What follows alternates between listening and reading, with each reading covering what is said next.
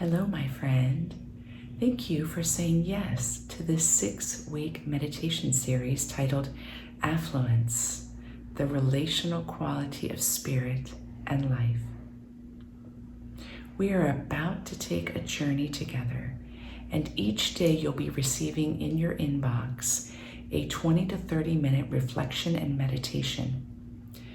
Now, this group spans 5 different time zones, and I've never successfully hit a time for us to meditate together that works for even 50% of us. So I've decided that we can each choose our own time, yet do it together. So with that, I want to invite you to pause this recording for just a minute and get your calendar to make a commitment to yourself. We're going to go deep. We're going to open up in new ways. The reflections will be provocative and inspiring. And I would like you to make the commitment Monday through Friday to give yourself 30 minutes. Even if the recording's a little shorter, give yourself that time. Block it off now. Maybe you're someone that can say, okay, every morning at 7 a.m. I'm doing this practice. Or maybe you need to adjust and do some in the morning and some at night. What you can do is give yourself the time. Now, this will also create a collective energy because we will all be meditating together in our respective time zones. And don't think that we won't be interconnected. I'm going to affect you, you're going to affect me, and as a group, we are going to affect the world. There are 2 directions I want to take this opening reflection. The first is the title word, affluence. What an interesting word, I would say, and choose for a Lenten meditation series that's Christ-inspired. If you're familiar at all with the practice of Lent, Lent is oftentimes seen as a time of what they call purification. It is the time of engaging practices where you let go what you don't need, where you fast a bit more, where you introduce into your life a greater simplicity.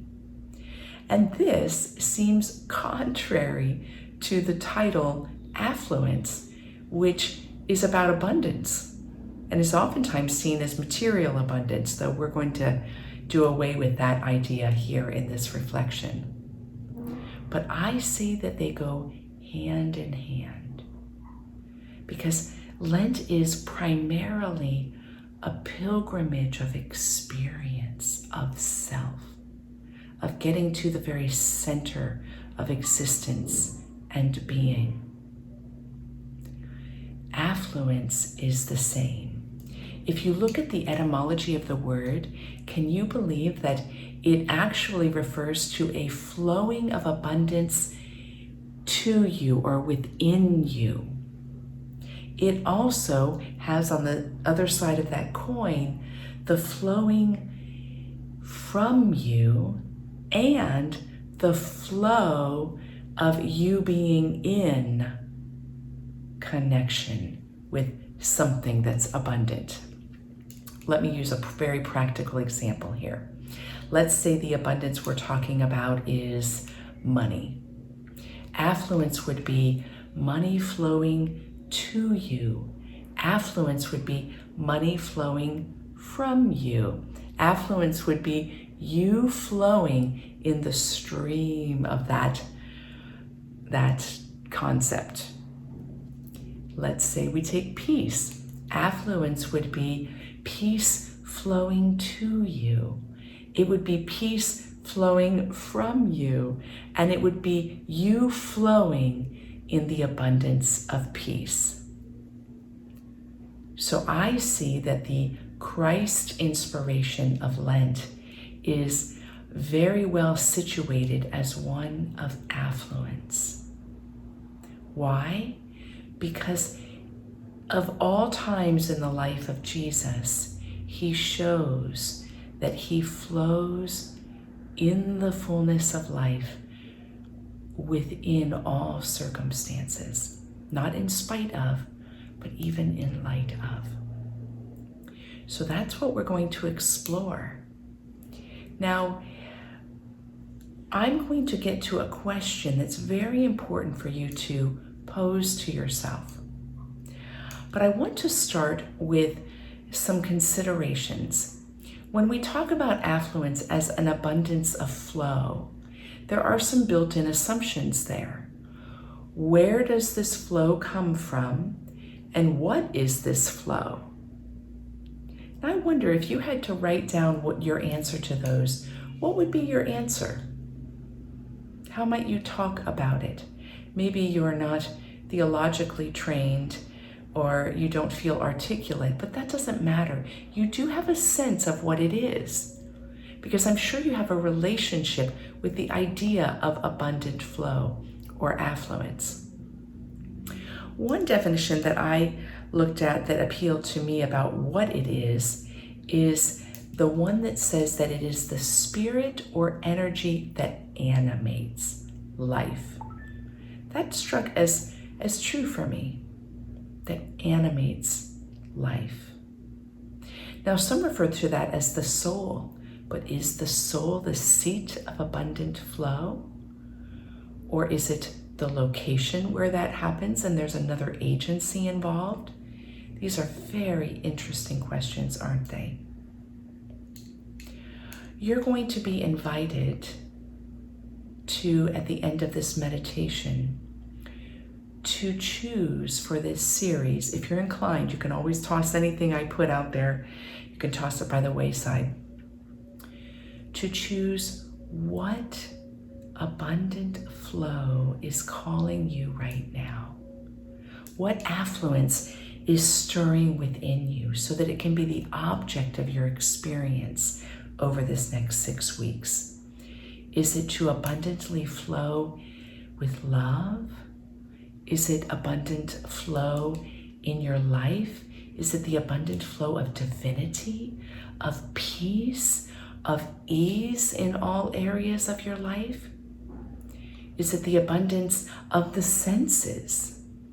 See, all of these take in the setup of our material life, but they're not limited to the setup of our abundant life.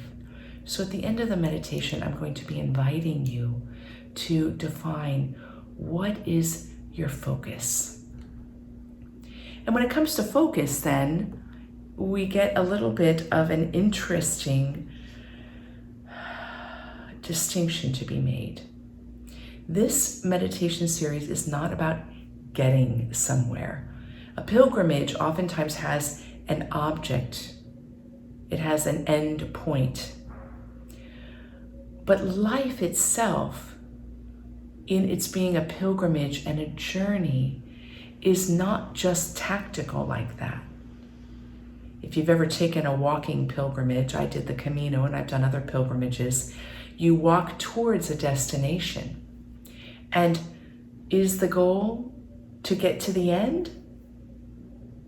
Or is it, as popularly embraced, is it about the journey all along the way?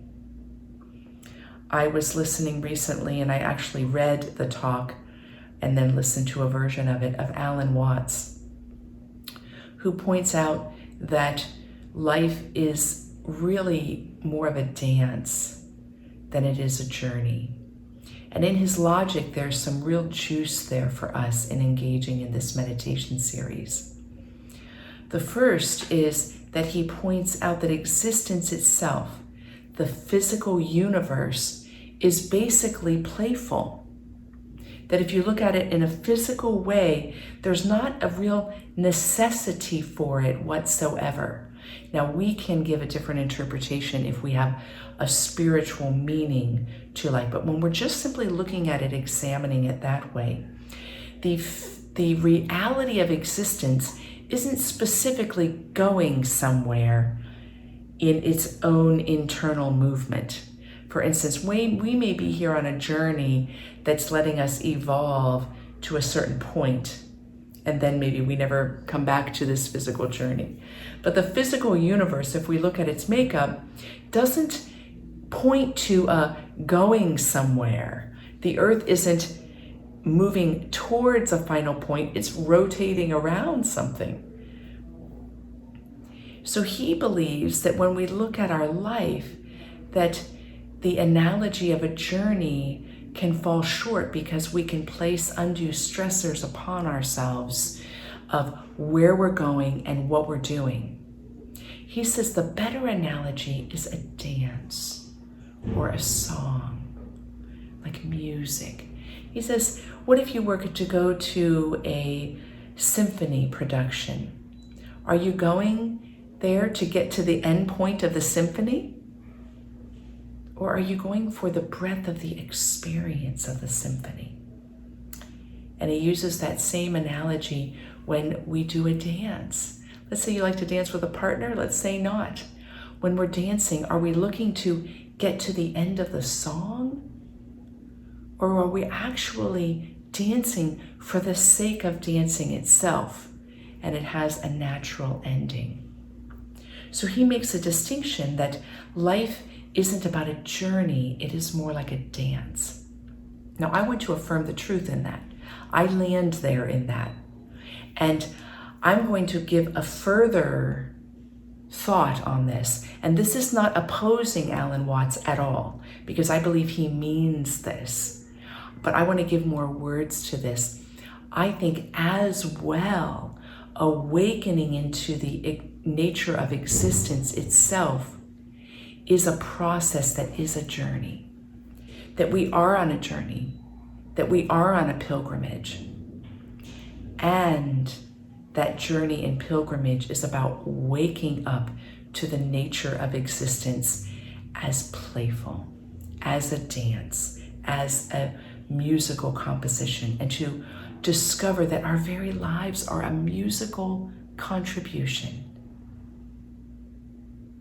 So both and, we are on a journey that will come to a completion at the end of the 6 weeks.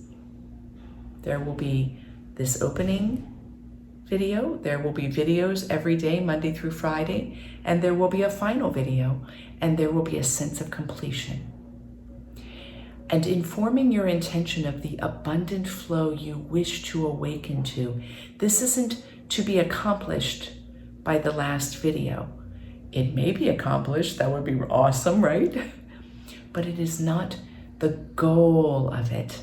The goal is to unearth the stirring within you, the spirit or energy that's animating you to set the intention for the abundance of flow you're wishing. And when you dip into your intention, it could be from a place of tension that seems to be a gap or lack. Like maybe right now you're experiencing stress to the degree that you don't have peace, and you want to be in the flow of peace. We're going to get there by way of experiencing that you are already flowing in the stream that has the quality of peace. But you may need to use that language to help you surrender into the process.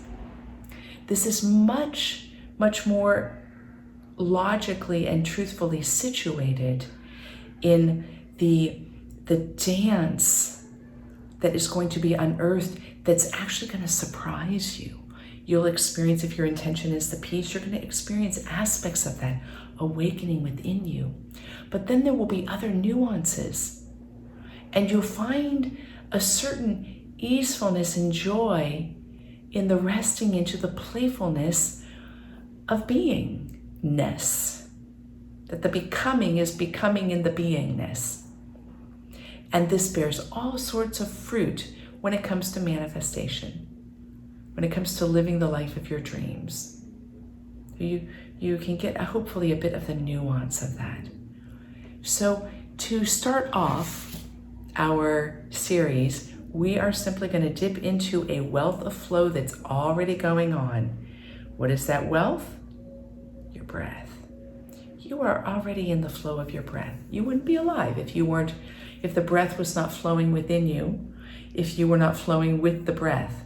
So we're going to let the breath be our place today. And with that, I invite you to close your eyes.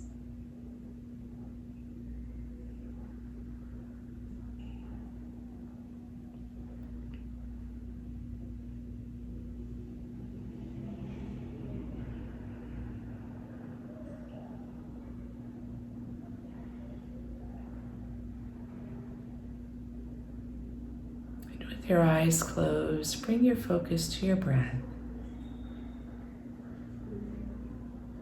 Just noticing, getting close to the breath.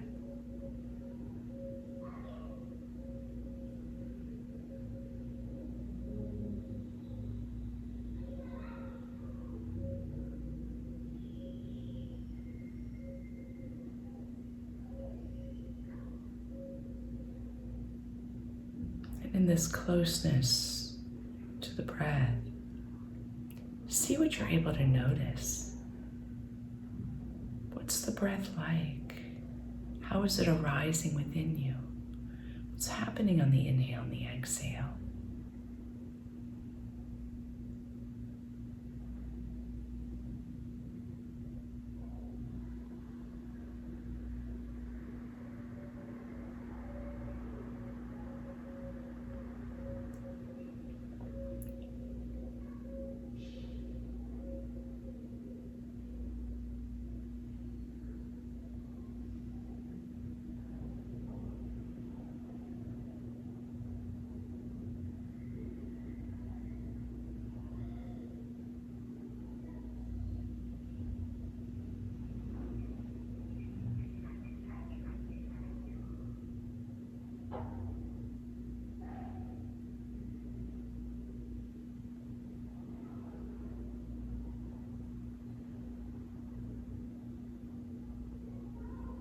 And now shift the focus a little bit, keeping aware of the breath, and notice that you are here as in body, breathing.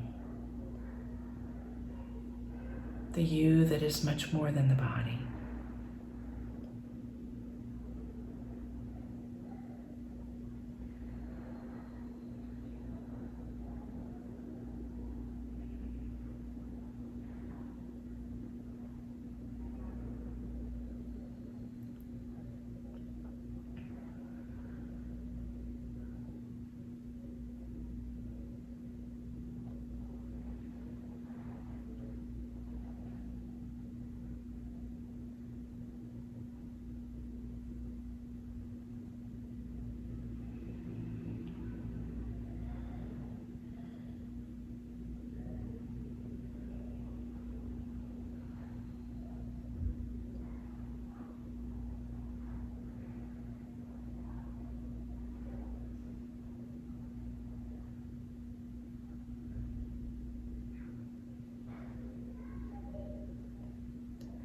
And now become aware that the you that is situated here in a physical body that is breathing are part of space, are surrounded by space.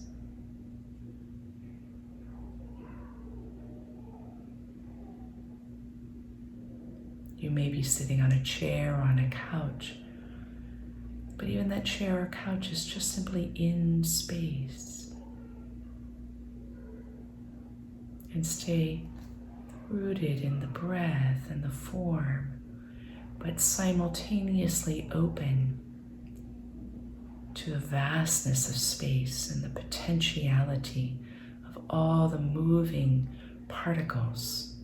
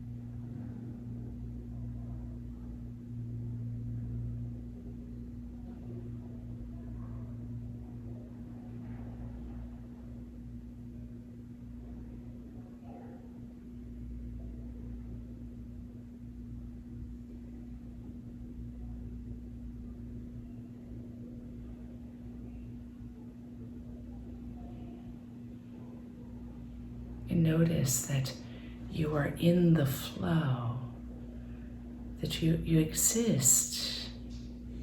You exist. You exist. And your existence is a flowing part of the universe. That you are more flow than you are solid, even though it may not feel that way.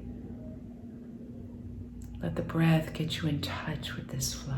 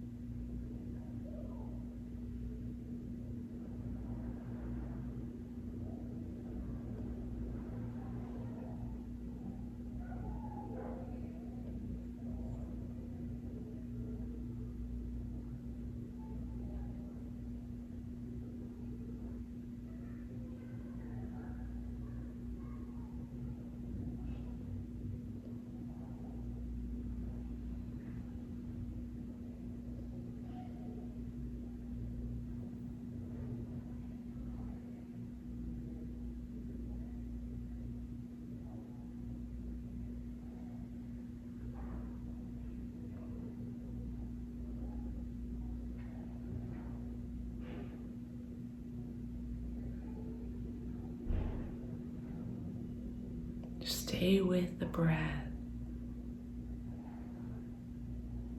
Notice the physical body. If you can, become aware of every part of the physical body is just part of space. And you are here now in a vastness of a creation that is unfolding beyond what you could possibly imagine. You are part of that. And there is a spirit or an energy that animates you that is quite mysterious, yet quite certainly there.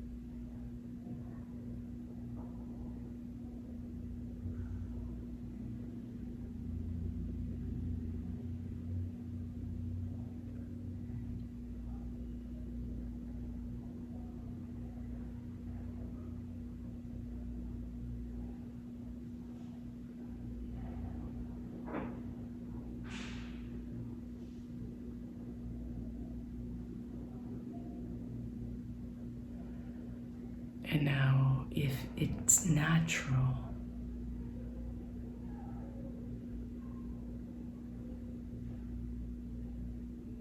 ask yourself if there's an abundant flow you wish to be in more fully, to be more fully.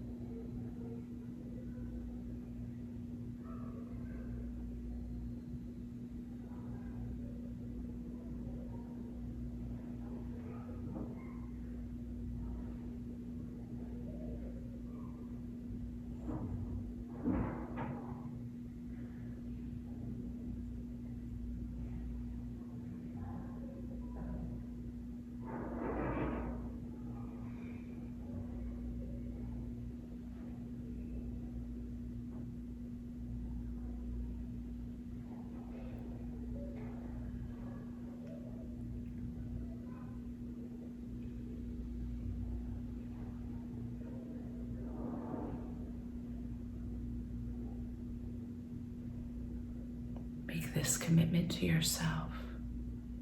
Whatever arose within you. And if nothing specifically arose, make the commitment to open to the abundance of flow to you, from you, within you, and for you.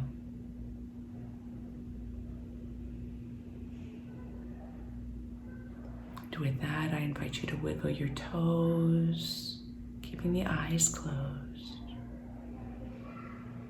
Feel yourself grounded in the room where you sit or lay.